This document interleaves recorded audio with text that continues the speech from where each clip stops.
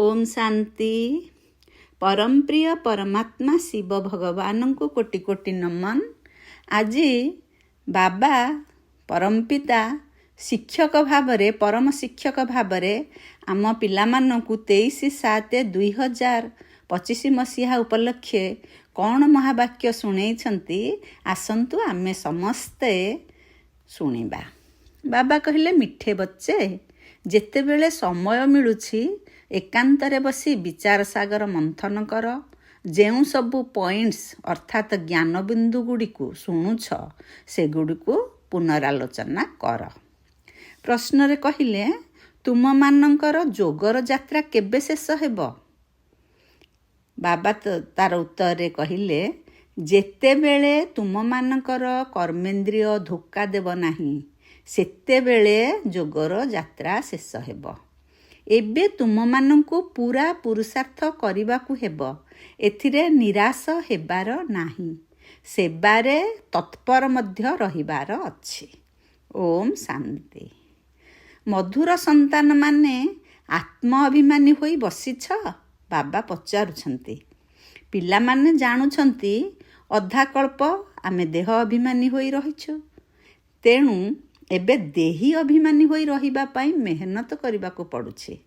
बाबा आसी बुझाउछंती जे निजको आत्मा निश्चय करी बस, तेबे बाबा मने पड़िबे, नचेत बाबांकर स्मृति भूली जीव।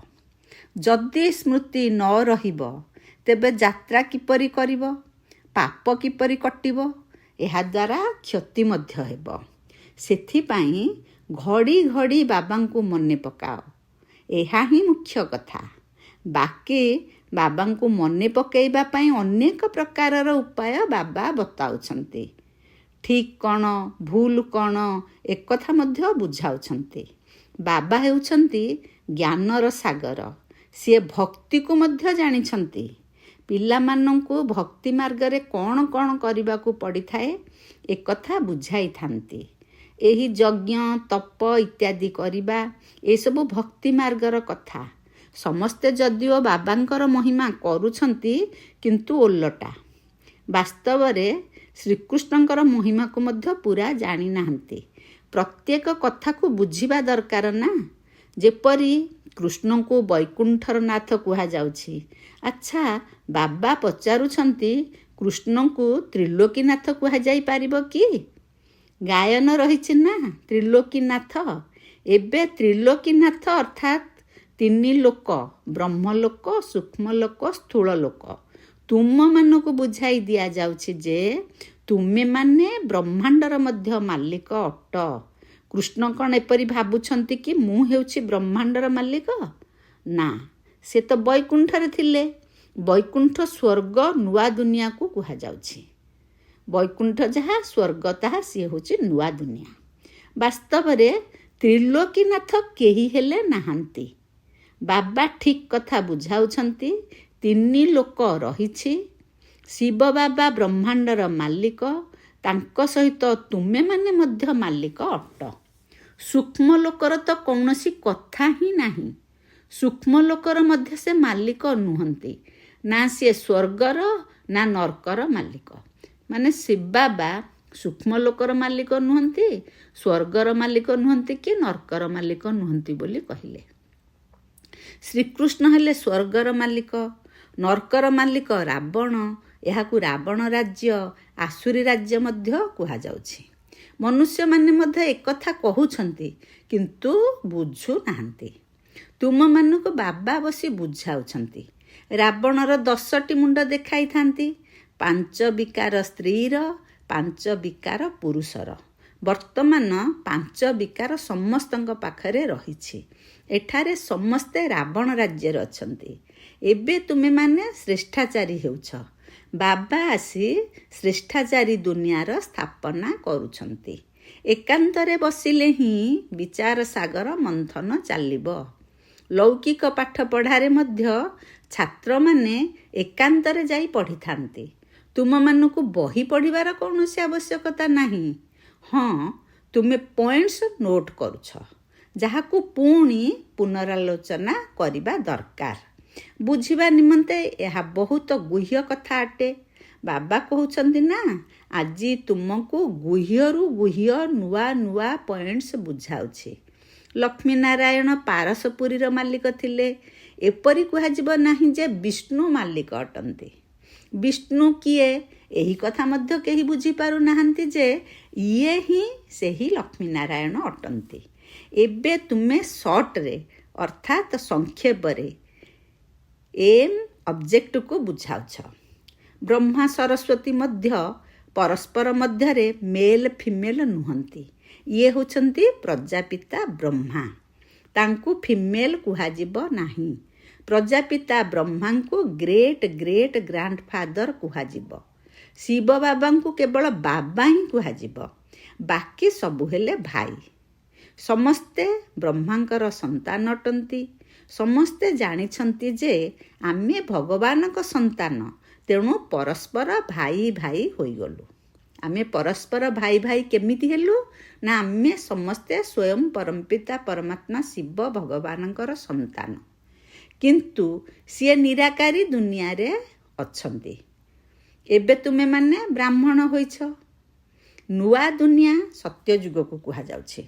ବର୍ତ୍ତମାନ ଏହାକୁ ପୁରୁଷୋତ୍ତମ ସଙ୍ଗମ ଯୁଗ କୁହାଯାଉଛି। ସତ୍ୟଯୁଗରେ ସମସ୍ତେ ପୁରୁଷୋତ୍ତମ ହୋଇଥାନ୍ତି। ଏହା ବହୁତ ୱଣ୍ଡରଫୁଲ୍ କଥା। ତୁମେମାନେ ଏବେ ନୂଆ ଦୁନିଆ ପାଇଁ ପ୍ରସ୍ତୁତ ହେଉଛ। ଏହି ସଙ୍ଗମ ଯୁଗରେ ହିଁ ତୁମେମାନେ ପୁରୁଷୋତ୍ତମ ହେଉଛ। କହୁଛନ୍ତି ମଧ୍ୟ ଆମେ ଲକ୍ଷ୍ମୀନାରାୟଣ ହେବୁ। ଲକ୍ଷ୍ମୀନାରାୟଣ ସବୁଠାରୁ ଉତ୍ତମ ପୁରୁଷ। ତୁମେ ପୁଣି ଦେବତା କୁହାଯାଉଛି, ତାଙ୍କୁ ଦେବତା କୁହାଯାଉଛି ଲକ୍ଷ୍ମୀନାରାୟଣଙ୍କୁ। ଉତ୍ତମରୁ ଉତ୍ତମ ନମ୍ବର 1 ହେଉଛନ୍ତି ଲକ୍ଷ୍ମୀନାରାୟଣ। ପୁଣି କ୍ରମାନୁସାରେ ତୁମେମାନେ ହେବ। ସୂର୍ଯ୍ୟବଂଶୀ କୂଳକୁ ଉତ୍ତମ କୂଳ କୁହାଯିବ। ସେମାନେ ନମ୍ବର 1 ଅଟନ୍ତି ନା। ପୁଣି ଧୀରେ ଧୀରେ କଳା କମ୍ ହୋଇଯାଇଥାଏ। ଏବେ ତୁମେମାନେ ନୂଆ ଦୁନିଆର ଶୁଭାରମ୍ଭ କରୁଛ। ଯେପରି ନୂଆ ଘର ତିଆରି ହେଲେ ପିଲାମାନେ ଖୁସି ହୋଇଥାନ୍ତି, ମୁହୂର୍ତ୍ତ କରିଥାନ୍ତି, ତୁମେମାନେ ମଧ୍ୟ ନୂଆ ଦୁନିଆକୁ ଦେଖି ଖୁସି ହେଉଛ, ମୁହୂର୍ତ୍ତ କରୁଛ। ଶାସ୍ତ୍ରରେ ଲିଖିତ ଅଛି, ସେଠାରେ ସୁନା ଫୁଲର ବର୍ଷା ହୋଇଥାଏ।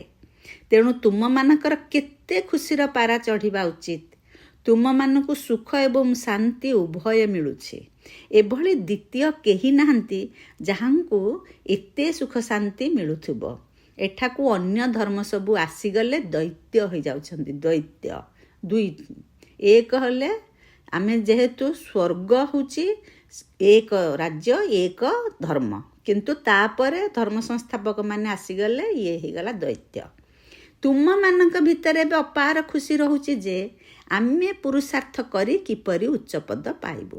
ଏପରି ନୁହେଁ ଯେ ଯାହା ଭାଗ୍ୟରେ ଥିବ ତାହା ନିଶ୍ଚୟ ମିଳିବ। ପାସ୍ ହେବାକୁ ଥିଲେ ପାସ୍ ହେବୁ ନା। ପ୍ରତ୍ୟେକ କଥାରେ ତୁମମାନଙ୍କୁ ପୁରୁଷାର୍ଥ ନିଶ୍ଚୟ କରିବାକୁ ପଡ଼ିବ। ପୁରୁଷାର୍ଥ କରିପାରୁନାହାନ୍ତି, ତେଣୁ କହିଦେଉଛନ୍ତି ଯାହା ଭାଗ୍ୟରେ ଥିବ। ପୁଣି ପୁରୁଷାର୍ଥ କରିବା ବନ୍ଦ ହୋଇଯାଉଛି। ବାବା କହୁଛନ୍ତି, ତୁମ ମାତା ପିତାଙ୍କୁ ମୁଁ କେତେ ଉଚ୍ଚ କରୁଛି। ମହିଳାମାନଙ୍କର ସବୁ ଜାଗାରେ ବାବା କହୁଛନ୍ତି, ତୁମ ମାତାମାନଙ୍କୁ ମୁଁ କେତେ ଉଚ୍ଚ କରୁଛି। ମହିଳାମାନଙ୍କର ସବୁ ଜାଗାରେ ସମ୍ମାନ ରହିଛି। ବିଲାତରେ ମଧ୍ୟ ସେମାନଙ୍କର ସମ୍ମାନ ରହିଛି। କିନ୍ତୁ ଏଠାରେ ଯଦି କନ୍ୟାଟିଏ ଜନ୍ମ ହେଉଛି, ତେବେ ଖଟିଆ ଓଲଟାଇ ଦେଉଛନ୍ତି, ଅର୍ଥାତ୍ ଅଶୁଭ ମନେ କରୁଛନ୍ତି। କାରଣ ଦୁନିଆ ବିଲକୁଲ ତମ ପ୍ରଧାନ ହୋଇଗଲାଣି। ତୁମେମାନେ ଜାଣୁଛ ଭାରତ ଦିନେ କ'ଣ ଥିଲା, ଏବେ କ'ଣ ହୋଇଗଲାଣି। ମନୁଷ୍ୟ ଭୁଲି ଯାଇଛନ୍ତି, ତେଣୁ ଶାନ୍ତି ମାଗୁଛନ୍ତି, ଚାହୁଁଛନ୍ତି ବିଶ୍ୱରେ ଶାନ୍ତି ହେଉ। ତୁମେମାନେ ଏହି ଲକ୍ଷ୍ମୀନାରାୟଣଙ୍କର ଚିତ୍ର ଦେଖାଅ ଏବଂ କୁହ, ଯେତେବେଳେ ଏମାନଙ୍କର ରାଜ୍ୟ ଥିଲା ସେତେବେଳେ ଦୁନିଆରେ ପବିତ୍ରତା, ସୁଖ, ଶାନ୍ତି ସବୁକିଛି ଥିଲା। ତୁମମାନଙ୍କୁ ମଧ୍ୟ ଏହିପରି ରାଜ୍ୟ ଦରକାର ନା। ମୂଳବତନରେ ବିଶ୍ୱର ଶାନ୍ତି ବୋଲି କୁହାଯିବ ନାହିଁ। ମୂଳବତନରେ ବିଶ୍ୱର ଶାନ୍ତି ବୋଲି କୁହାଯିବ ନାହିଁ। ବିଶ୍ୱରେ ଶାନ୍ତି ଏହିଠାରେ ହେବ ନା। ଦେବତାମାନଙ୍କ ରାଜ୍ୟ ସାରା ବିଶ୍ୱରେ ଥିଲା। ଦେବତାମାନଙ୍କ ରାଜ୍ୟ ସାରା ବିଶ୍ୱରେ ଥିଲା। ବ୍ରହ୍ମଲୋକ ହେଉଛି ଆତ୍ମାମାନଙ୍କର ଦୁନିଆ। ମନୁଷ୍ୟମାନେ ଏକଥା ଜାଣିନାହାନ୍ତି ଯେ ଆତ୍ମାମାନଙ୍କର ମଧ୍ୟ ଏକ ଦୁନିଆ ରହିଛି। ବାବା କହୁଛନ୍ତି ମୁଁ ତୁମମାନଙ୍କୁ କେତେ ଉଚ୍ଚ ପୁରୁଷୋତ୍ତମ କରୁଛି। ଏହିସବୁ କଥା ଅନ୍ୟମାନଙ୍କୁ ବୁଝାଇବା ଦରକାର। ଏପରି ନୁହେଁ କି ରଡ଼ି ମାରିବ ଯେ ଭଗବାନ ଆସିଛନ୍ତି, କେହି ମାନିବେ ନାହିଁ। ଆହୁରି ଗାଳି ଖାଇବ ଏବଂ ଅନ୍ୟମାନଙ୍କୁ ମଧ୍ୟ ଖୁଆଇବ। ସେମାନେ କହିବେ ବିକେ ନିଜର ବାବାଙ୍କୁ ଭଗବାନ କହୁଛନ୍ତି। ଏଭଳି କୌଣସି ସେବା ହୁଏ ନାହିଁ। ବାବା ସେବା କରିବା ପାଇଁ ଭିନ୍ନ ଭିନ୍ନ ଉପାୟ ବତାଉଛନ୍ତି।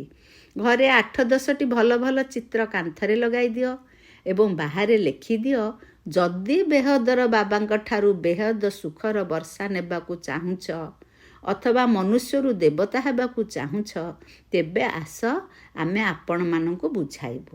ଏହିଭଳି ଭାବରେ ବୁଝାଇଲେ ବହୁତ ଆସିବାରେ ଲାଗିବେ, ସ୍ୱତଃ ଆସିବେ। ବିଶ୍ୱରେ ଦିନେ ଶାନ୍ତି ଥିଲା ନା, ଏବେ ଏତେ ଢେର ଧର୍ମ ରହିଛି। ଏହି ତମ ପ୍ରଧାନ ଦୁନିଆରେ ଶାନ୍ତି କିପରି ହୋଇପାରିବ? ବିଶ୍ୱରେ ଶାନ୍ତି କେବଳ ଭଗବାନ ହିଁ କରିପାରିବେ। ଯେତେବେଳେ ଶିବ ବାବା ଏଠାକୁ ଆସୁଛନ୍ତି, ତେବେ ନିଶ୍ଚୟ କିଛି ଉପହାର ଆଣୁଥିବେ। ଏକମାତ୍ର ବାବା ହିଁ ଏତେ ଦୂରରୁ ଆସୁଛନ୍ତି ଏବଂ ଥରେ ମାତ୍ର ଆସୁଛନ୍ତି। ବାବା ପ୍ରତି 5000 ବର୍ଷ ପରେ ଥରେ ଆସୁଛନ୍ତି। ଯେପରି ତୀର୍ଥଯାତ୍ରାରୁ ଫେରିଲେ ପିଲାମାନଙ୍କ ପାଇଁ କିଛି ଉପହାର ଆଣିଥାନ୍ତି, ସ୍ତ୍ରୀର ପତି ମଧ୍ୟ ପିଲାର ବାପା ତ ହୋଇଥାଏ ନା, ପୁଣି ଦାଦା, ପରଦାଦା, ତରଦାଦା ହୋଇଥାନ୍ତି। ସେହିପରି ଏହାଙ୍କୁ ତୁମେମାନେ ବାବା କହୁଛ, ପୁଣି ଗ୍ରେଟ୍ ଗ୍ରେଟ୍ ଗ୍ରାଣ୍ଡଫାଦର ମଧ୍ୟ ଥିବେ। ଏହା ମଧ୍ୟ ବଂଶାବଳୀ ଅଟେ ନା। ଏଡମ୍ ଆଦିଦେବ ନାମ ରହିଛି, କିନ୍ତୁ ମନୁଷ୍ୟମାନେ ଏହାର ଅର୍ଥ ବୁଝୁନାହାନ୍ତି। ବାବା ହିଁ ଏହାର ଅର୍ଥକୁ ବୁଝାଉଛନ୍ତି। ବାବାଙ୍କ ଦ୍ୱାରା ସୃଷ୍ଟିଚକ୍ରର ଇତିହାସ ଭୂଗୋଳକୁ ଜାଣି ତୁମେମାନେ ଏବେ ଚକ୍ରବର୍ତ୍ତୀ ରାଜା ହେଉଛ। ବାବା କେତେ ସ୍ନେହ ଏବଂ ରୁଚିର ସହିତ ପାଠ ପଢ଼ାଉଛନ୍ତି, ତେଣୁ ସେହିପରି ପଢ଼ିବା ଦରକାର ନା। ସକାଳ ସମୟରେ ସମସ୍ତେ ଫ୍ରି ରହିଥାନ୍ତି, ତେଣୁ ସକାଳୁ କ୍ଲାସ୍ ହୋଇଥାଏ। ଅଧଘଣ୍ଟା 45 ମିନିଟ୍ ମୁରଲି ଶୁଣି ପୁଣି ଚାଲିଯାଅ। ଯୋଗ ତ କେଉଁଠି ଥିଲେ ବି କରିପାରିବ। ରବିବାର ଦିନ ଛୁଟି, ତେଣୁ ସେଦିନ ସକାଳୁ 2-3 ଘଣ୍ଟା ବସିଯାଅ। ଦିନର ରୋଜଗାରକୁ ମେକଅପ୍ ଅର୍ଥାତ୍ ପୂରଣ କରିଦିଅ। ପୁରା ଝୁଲାମୁଣିକୁ ଭରପୁର କରିଦିଅ। ଟାଇମ୍ ମିଳୁଛି ନା। ମାୟାର ତୋଫାନ ଆସିଲେ ଯୋଗ କରିପାରିବ ନାହିଁ। ବାବା ବିଲକୁଲ ସହଜ ଭାବରେ ବୁଝାଉଛନ୍ତି। ଭକ୍ତି ମାର୍ଗରେ କେତେ ସତ୍ସଙ୍ଗକୁ ଯାଉଛନ୍ତି। ଶ୍ରୀକୃଷ୍ଣଙ୍କ ମନ୍ଦିର, ଶ୍ରୀନାଥଙ୍କ ମନ୍ଦିରକୁ ଯାଉଛନ୍ତି, ପୁଣି ଆଉ କାହା କାହା ମନ୍ଦିରକୁ ମଧ୍ୟ ଯାଇଥାନ୍ତି। ତୀର୍ଥଯାତ୍ରା ସମୟରେ ମଧ୍ୟ କେତେକ ବ୍ୟଭିଚାରୀ ହେଉଛନ୍ତି। ଏତେ କଷ୍ଟ କରୁଛନ୍ତି, କିନ୍ତୁ ଫାଇଦା କିଛି ହେଲେ ହେଉନାହିଁ। ଡ୍ରାମାରେ ଏହା ମଧ୍ୟ ନିର୍ଦ୍ଧାରିତ ଅଛି, ପୁଣି ମଧ୍ୟ ହେବ। ତୁମ ଆତ୍ମାରେ ପାର୍ଟ ଭରି ରହିଛି। ସତ୍ୟଯୁଗ ଏବଂ ତ୍ରେତା ଯୁଗରେ ଯେଉଁ ପାର୍ଟ କଳ୍ପ ପୂର୍ବରୁ କରିଥିଲେ, ତାହା ହିଁ ପୁଣି କରିବେ। ଯାହାର ବୁଦ୍ଧି ମୋଟା, ସେମାନେ ଏହି କଥାକୁ ମଧ୍ୟ ବୁଝିପାରନ୍ତି ନାହିଁ। ଯାହାର ବୁଦ୍ଧି ସୂକ୍ଷ୍ମ, ସେମାନେ ଭଲ ଭାବରେ ବୁଝିପାରିବେ ଏବଂ ଅନ୍ୟମାନଙ୍କୁ ମଧ୍ୟ ବୁଝାଇ ପାରିବେ। ତାଙ୍କ ଅନ୍ତରରେ ଅନୁଭବ ହୁଏ ଯେ ଏହା ଅନାଦି ନାଟକ ଅଟେ। ଦୁନିଆରେ ଏହି କଥାକୁ କେହି ବୁଝୁନାହାନ୍ତି ଯେ ଏହା ହେଉଛି ବେହଦର ନାଟକ। ଏହାକୁ ବୁଝିବାରେ ମଧ୍ୟ ସମୟ ଲାଗୁଛି। ବାବା ପ୍ରତି କଥାକୁ ବିସ୍ତାର ଭାବରେ ବୁଝାଇ ପୁଣି କହୁଛନ୍ତି, ମୁଖ୍ୟ କଥା ହେଲା ଯୋଗର ଯାତ୍ରା। ସେକେଣ୍ଡରେ ଜୀବନ ମୁକ୍ତିର ମଧ୍ୟ ଗାୟନ ରହିଛି ଏବଂ ଏକଥା ମଧ୍ୟ ଗାୟନ ରହିଛି ଯେ ସେ ଜ୍ଞାନର ସାଗର ଅଟନ୍ତି। ସାରା ସାଗରକୁ ସ୍ୟାହି କର, ଜଙ୍ଗଲକୁ କଲମ କର, ଧରିତ୍ରୀକୁ କାଗଜ କର, ତେବେ ମଧ୍ୟ ଅନ୍ତ ହୋଇପାରିବ ନାହିଁ। ଆରମ୍ଭରୁ ତୁମେମାନେ କେତେ ଲେଖି ଆସିଛ, ଢେର କାଗଜ ହେବ। ତୁମମାନଙ୍କୁ ଏବେ କୌଣସି ଧକ୍କା ଖାଇବାର ଆବଶ୍ୟକତା ନାହିଁ। ମୁଖ୍ୟ କଥା ହେଲା ଅଲଫ। ବାବାଙ୍କୁ ମନେ ପକାଇବାକୁ ହେବ। ଏଠାକୁ ମଧ୍ୟ ତୁମେମାନେ ଶିବ ବାବାଙ୍କ ପାଖକୁ ଆସୁଛ। ଶିବ ବାବା ବ୍ରହ୍ମାଙ୍କ ଶରୀରରେ ପ୍ରବେଶ କରି ତୁମମାନଙ୍କୁ କେତେ ସ୍ନେହର ସହିତ ପାଠ ପଢ଼ାଉଛନ୍ତି। ଏଥିରେ କିଛି ବଡ଼ ପଣିଆ ନାହିଁ। ବାବା କହୁଛନ୍ତି, ମୁଁ ଏହି ପୁରୁଣା ଶରୀରରେ ଆସୁଛି। କିପରି ସାଧାରଣ ଭାବରେ ଶିବ ବାବା ଆସି ପାଠ ପଢ଼ାଉଛନ୍ତି, କୌଣସି ଅହଙ୍କାର ନାହିଁ। ବାବା କହୁଛନ୍ତି, ତୁମେମାନେ ମୋତେ କହୁଛ ଏହି ପତିତ ଦୁନିଆ ପତିତ ଶରୀରରେ ଆସ, ଆସି ଆମକୁ ଶିକ୍ଷା ଦିଅ। ସତ୍ୟ ଯୁଗରେ ତ ଡାକୁନାହଁ ଯେ ବାବା ହୀରା ନୀଳାର ମହଲରେ ଆସି ବସ, ଭୋଜନ ଆଦି କର। ବାସ୍ତବରେ ଶିବ ବାବା ଭୋଜନ ଖାଉନାହାନ୍ତି। ଆଗରୁ ଡାକୁଥିଲେ ଯେ ଆସି ଭୋଜନ ଖାଅ, 36 ପ୍ରକାର ଭୋଜନ ଖୁଆଉଥିଲେ। ଏହା ପୁଣି ମଧ୍ୟ ହେବ। 36 ପ୍ରକାର ଭୋଜନ ଖୁଆଉଥିଲେ, ଏହା ପୁଣି ମଧ୍ୟ ହେବ। ଏହାକୁ ମଧ୍ୟ ଚରିତ୍ର କୁହାଯିବ। କୃଷ୍ଣଙ୍କର ଚରିତ୍ର କ'ଣ? ସେ ସତ୍ୟଯୁଗର ରାଜକୁମାର ଅଟନ୍ତି। ତାଙ୍କୁ ପତିତ ପାବନ କୁହାଯିବ ନାହିଁ। ସତ୍ୟଯୁଗରେ ଇଏ ବିଶ୍ୱର ମାଲିକ କିପରି ହେଲେ, ଏକଥା ମଧ୍ୟ ଏବେ ତୁମେମାନେ ଜାଣୁଛ। ମନୁଷ୍ୟମାନେ ଏବେ ମଧ୍ୟ ବିଲକୁଲ ଘୋର ଅନ୍ଧକାରରେ ଅଛନ୍ତି। ତୁମେ ଘୋର ଆଲୋକରେ ଅଛ। ବାବା ଆସି ରାତ୍ରିକୁ ଦିନ କରୁଛନ୍ତି। ଅଧାକଳ୍ପ ତୁମେମାନେ ରାଜ୍ୟ କରୁଛ, ତେଣୁ କେତେ ଖୁସି ହେବା ଦରକାର। ତୁମମାନଙ୍କର ଯୋଗର ଯାତ୍ରା ସେତେବେଳେ ସମ୍ପୂର୍ଣ୍ଣ ହେବ ଯେତେବେଳେ ତୁମମାନଙ୍କର କୌଣସି କର୍ମେନ୍ଦ୍ରିୟ ଧୋକା ଦେବ ନାହିଁ। କର୍ମାତୀତ ଅବସ୍ଥା ହୋଇଗଲେ ହିଁ ଯୋଗର ଯାତ୍ରା ଶେଷ ହେବ। ଏବେ ଶେଷ ହୋଇନାହିଁ। ଏବେ ତୁମମାନଙ୍କୁ ପୁରା ପୁରୁଷାର୍ଥ କରିବାକୁ ହେବ। କେବେ ବି ନିରାଶ ହୁଅ ନାହିଁ। କେବଳ ସେବା ଆଉ ସେବା। ବାବା ମଧ୍ୟ ଆସି ବୁଢ଼ା ଶରୀରରେ ସେବା କରୁଛନ୍ତି ନା। ବାବା ହେଲେ କରନ୍ କରାବନହାର। ତାଙ୍କର ପିଲାମାନଙ୍କ ପାଇଁ କେତେ ଚିନ୍ତା ରହୁଛି। ଏକଥା କରିବାକୁ ହେବ, ଘର କରିବାକୁ ପଡ଼ିବ। ଯେପରି ଲୌକିକ ପିତାଙ୍କର ହଦର ଖିଆଲ ରହିଥାଏ, ସେହିପରି ପାରଲୌକିକ ବାବାଙ୍କର ବେହଦର ଖିଆଲ ରହୁଛି। ତେଣୁ ତୁମମାନଙ୍କୁ ମଧ୍ୟ ସେବା କରିବାକୁ ହେବ। ଦିନକୁ ଦିନ ବହୁତ ସହଜ ହୋଇଯାଉଛି। ଯେତେ ବିନାଶର ସମୟ ନିକଟ ହୋଇ ଆସିବ, ସେତେ ତୁମମାନଙ୍କ ଭିତରେ ଶକ୍ତି ଆସିବ। ଗାୟନ ମଧ୍ୟ ରହିଛି, ଭୀଷ୍ମ ପିତାମହ ଆଦିଙ୍କୁ ଶେଷ ସମୟରେ ତୀର ଲାଗିଲା। ଏବେ ତୀର ଲାଗିଲେ ବହୁତ ମହଙ୍ଗା ହୋଇଯିବ। ଏବେ ତୀର ଲାଗିଲେ ବହୁତ ହଙ୍ଗାମା ହୋଇଯିବ। ଏତେ ଭିଡ଼ ହୋଇଯିବ ଯେ ସେ କଥା ନ କହିଲେ ଭଲ। ଏବେ ଯଦି ତୀର ଲାଗିବ ସମସ୍ତଙ୍କର, ମାନେ ବାବାଙ୍କର ଜ୍ଞାନଟାକୁ ସତ ଭାବିବେ ଆଉ ସମସ୍ତେ ବୁଝିଯିବେ, ତାହେଲେ ବହୁତ ଲୋକ ଆସିକି ଗହଳି କରିବେ, କିଛି ସକ୍ସେସ୍ ହେଇପାରିବେ ନାହିଁ। ତେଣୁ ବହୁତ ହଙ୍ଗାମା ହେବ ବୋଲି ବାବା କହୁଛନ୍ତି। ଏତେ ଭିଡ଼ ହୋଇଯିବ ଯେ ସେ କଥା ନ କହିଲେ ଭଲ। କହୁଛନ୍ତି ନା, ମୁଣ୍ଡ କୁଣ୍ଡାଇବାକୁ ମଧ୍ୟ ଫୁର୍ସତ ମିଳିବ ନାହିଁ। ବାସ୍ତବରେ ଏଭଳି କିଛି କଥା ହେବ ନାହିଁ, କିନ୍ତୁ ଯଦି ଭିଡ଼ ହୋଇଯାଏ ତେବେ ଏପରି କୁହାଯାଏ, ସେମାନଙ୍କୁ ତୀର ଲାଗିଲେ ତୁମର ପ୍ରଭାବ ବାହାରିବ। ସବୁ ସନ୍ତାନମାନଙ୍କୁ ବାବାଙ୍କର ପରିଚୟ ମିଳିବ। ତୁମେମାନେ 3 ପାଦ ପୃଥିବୀରେ ମଧ୍ୟ ଏହି ଅବିନାଶୀ ଈଶ୍ୱରୀୟ ବିଶ୍ୱବିଦ୍ୟାଳୟ ଖୋଲିପାରିବ। ପଇସା ନଥିଲେ ମଧ୍ୟ ଚିନ୍ତା ନାହିଁ, ଚିତ୍ର ତୁମମାନଙ୍କୁ ମିଳିଯିବ। ସେବାରେ ମାନ ଅପମାନ, ଦୁଃଖ ସୁଖ, ଥଣ୍ଡା ଗରମ ସବୁ ସହନ କରିବାକୁ ହେବ।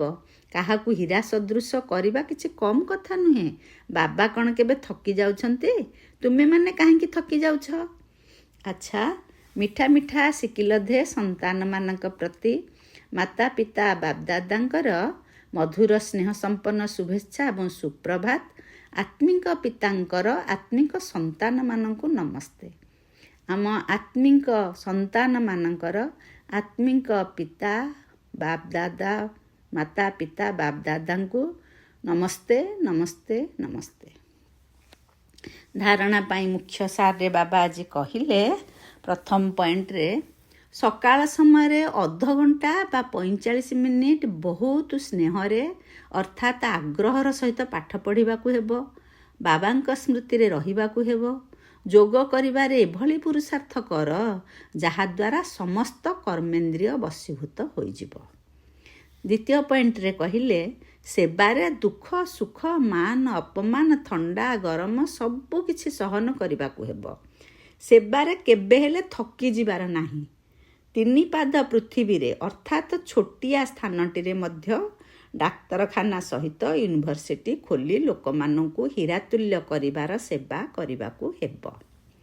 ବରଦାନରେ ବାବା କହିଲେ, ପ୍ରକୃତ ଆତ୍ମିକ ସ୍ନେହର ଅନୁଭୂତି କରାଉଥିବା ମାଷ୍ଟର ସ୍ନେହର ସାଗର ହୁଅ। ପ୍ରକୃତ ଆତ୍ମିକ ସ୍ନେହର ଅନୁଭୂତି କରାଉଥିବା ମାଷ୍ଟର ସ୍ନେହର ସାଗର ହୁଅ। ଯେପରି ସାଗର କୂଳକୁ ଗଲେ ଶୀତଳତାର ଅନୁଭବ ହୋଇଥାଏ, ସେହିପରି ତୁମେ ପିଲାମାନେ ମଧ୍ୟ ମାଷ୍ଟର ସ୍ନେହର ସାଗର ହୁଅ। ତେବେ ଯେଉଁ ଆତ୍ମା ତୁମ ସମ୍ମୁଖକୁ ଆସିବ, ସେ ଅନୁଭବ କରିବ ଯେ ମାଷ୍ଟର ସ୍ନେହର ସାଗରର ଲହଡ଼ି ମୋତେ ସମସ୍ତେ ସ୍ନେହର ଅନୁଭୂତି କରାଉଛି। କାହିଁକି ନା ଆଜିର ଦୁନିଆ ସଚ୍ଚା ଆତ୍ମିକ ସ୍ନେହର ଭୋକିଲା ଅଟେ। ଦୁନିଆର ସ୍ୱାର୍ଥବାଦୀ ସ୍ନେହକୁ ଦେଖି ଦେଖି ସେଥିପ୍ରତି ବିତୃଷ୍ଣା ଆସିଗଲାଣି। ସେଥିପାଇଁ ସଚ୍ଚା ଆତ୍ମିକ ସ୍ନେହର କେତୋଟି ମୁହୂର୍ତ୍ତର ଅନୁଭୂତିକୁ ମଧ୍ୟ ଜୀବନର ସାହାରା ମନେ କରିବେ। ସ୍ଲୋଗାନରେ ବାବା କହିଲେ, ଯଦି ଜ୍ଞାନ ଧନରେ ଭରପୁର ରହିବ ତେବେ ସ୍ଥୂଳ ଧନର ପ୍ରାପ୍ତି ଆପେ ଆପେ ହୋଇ ଚାଲିବ। ଓମ୍ ଶାନ୍ତି। ଅବ୍ୟକ୍ତ ଇଶାରା, ସଂକଳ୍ପ ଶକ୍ତିକୁ ଜମା କରି ଶ୍ରେଷ୍ଠ ସେବାର ନିମିତ୍ତ ହୁଅ। ସଂକଳ୍ପ ଶକ୍ତିକୁ ଜମା କରି ଶ୍ରେଷ୍ଠ ସେବାର ନିମିତ୍ତ ହୁଅ। ଯେପରି ସତ୍ୟଯୋଗୀ ସୃଷ୍ଟି ପାଇଁ କହିଥାନ୍ତି, ସେଠାରେ ଏକ ଧର୍ମ ଏକ ରାଜ୍ୟ ରହିବ, ସେହିପରି ସ୍ୱରାଜ୍ୟ କରିବାରେ ମଧ୍ୟ ଏକ ରାଜ୍ୟ ଅର୍ଥାତ୍ ସ୍ୱର ନିର୍ଦ୍ଦେଶ ଅନୁସାରେ ସମସ୍ତେ ଚାଲୁଥିବେ। ମନ ନିଜର ମନମତ ଚଳାଉନଥିବେ, ବୁଦ୍ଧି ନିଜର ନିର୍ଣ୍ଣୟ ଶକ୍ତିର ହଲଚଲ କରୁନଥିବ, ସଂସ୍କାର ଆତ୍ମାକୁ ନାଚ ନଚାଉନଥିବ, ତେବେ କୁହାଯିବ ଏକ ଧର୍ମ ଏକ ରାଜ୍ୟ। ତେଣୁ ଏହିଭଳି ନିୟନ୍ତ୍ରଣ ଶକ୍ତିକୁ ଧାରଣ କରିନିଅ।